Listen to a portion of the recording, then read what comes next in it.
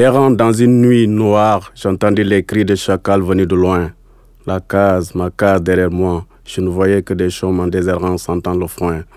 La lumière, le soleil m'apparaissent à l'horizon. Sans hésiter, j'avançais, je courais, je me rendis compte que ce n'était pas le soleil que faisait sa saison. La lumière disparaissait, je me retrouvais dans la pénombre en attendant qu'elle réapparaisse.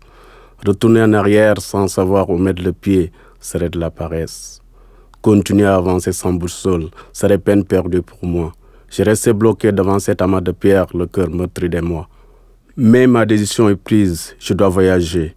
Même si je dois traverser l'océan, toute ma vie à nager. Au fond, mon voyage n'était que ton voyage, même si tu ne l'avais pas fait en même temps que moi. Ma douleur était ta peine, même si notre cœur battait encore, il était plein de souffrance, car nous peinions à décoller au-dessus du toit.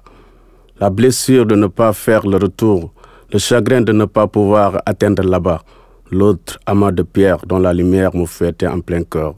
Mais je restais confiant qu'un jour, la lumière réapparaîtra pour éclairer mon chemin de bonheur.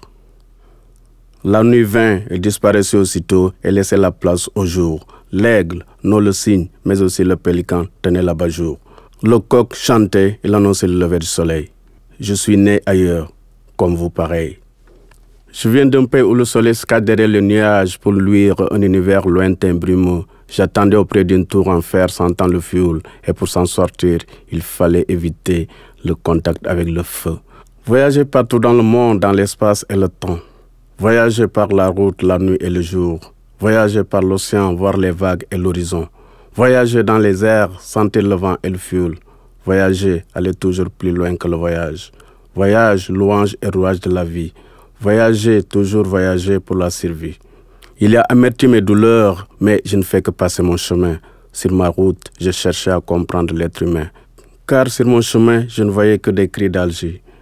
Car sur mon chemin, mon cœur battait la chamade, il souffrait de nostalgie. Mais je n'avais pas envie d'arrêter de vivre mon rêve. Au milieu du chemin, quand la nuit tombait, je fonçais le doigt devant jusqu'à toucher l'autre rive. Au bout du jour, au bout du petit matin, je me réveillais au milieu des flammes. Debout sur mes jambes, un éclair à perte de vue me donna une orientation. Animé de courage et d'abnégation, cette lueur d'espoir attira mon attention. Arpentant les montagnes, j'accédais au sommet où les gens vêtus de blanc, de noir et de gris m'avaient invité à leur table à manger.